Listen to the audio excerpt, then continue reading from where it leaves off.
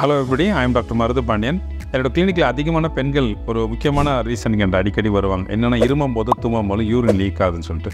இது ஏன் பெண்களுக்கு அதிகமாக இருக்குது அப்படின்னா மூன்று ரீசன்.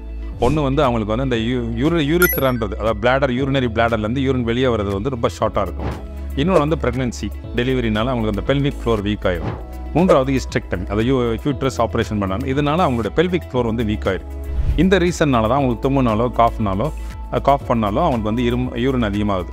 ஸோ இது வந்து ஒரு நார்மல் ஃபிசியாலஜிக்கல் ஃபினாமினா தான். ஸோ இதை பற்றி நீங்கள் பயப்படுறதுக்கு ஒன்றும் கிடையாது. இதுக்கு ஒரு பெரிய ட்ரீட்மெண்ட்டும் ஒன்றும் கிடையாது.